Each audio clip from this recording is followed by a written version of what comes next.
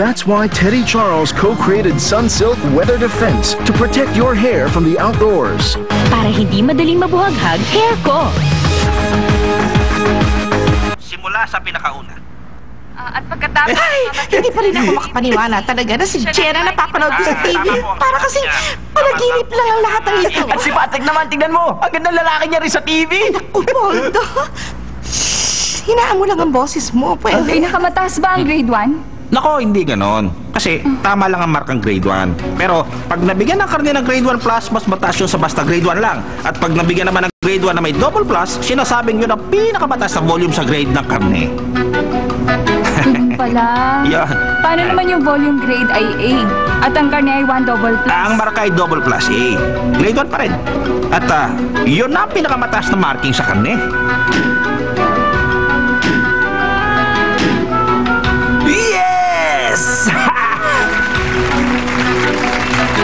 Sa ngayon, 13 team na ang namamarkahan. Ang team na may pinakamataas na grade sa meat volume at quality ay ang Team Hanareum. 3 team na lang hinihintay, tama? Okay. Eto na, dumating na at pakikita nyo na rin ang mula sa Wonamjung, Daejin, at syempre mula sa Usong.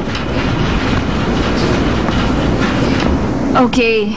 Siguro ngayon, pwede na nating ipaliwanag sa kanilang dapat nating sundin sa kompetisyong ito para sa televiewers na ngayon lang nagbukas ng kanilang TV. Okay. Okay. Ngayon, para sa round 1... Yes? Kombinasyon ito na scores. Una para sa meat volume na binubuo naman ng timbang, kapal ng taba sa likod ng baka, pati ang cross-section na sirloin at ang pagsukat ng marbling, kulay at edad ng karne.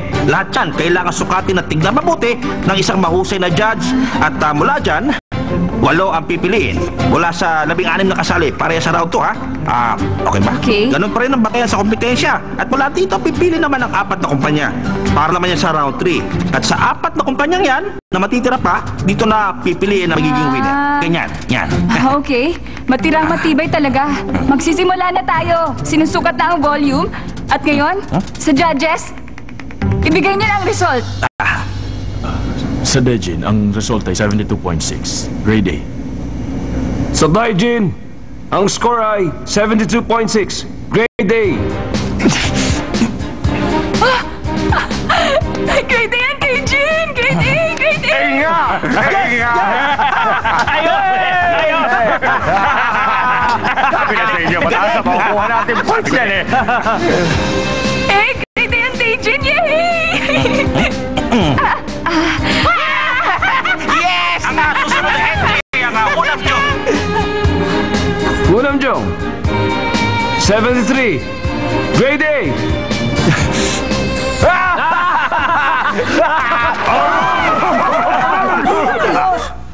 Nilista. Ang Wonamjung ay 73.0 at grade A din.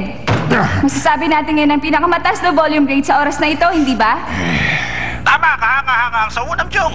Grade 18 pero binigyan sila ng mas mataas na points para sa volume ng karne.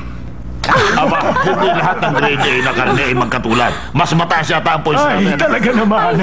Nag-alala talaga ako na sobra. Tukol naman saan. Alam naman yata ni Direktor O ang ginagawa Narito niya. pala kayo lahat. Chef, Sa tingin ko po, napakalaki ng chance natin para manalo tayo sa round 1 na ito. Dapat lang. Dito ka na, maupo ka sa tabi ko. Panoorin natin kung paano ito ipapanalo ng grupo ni Robert.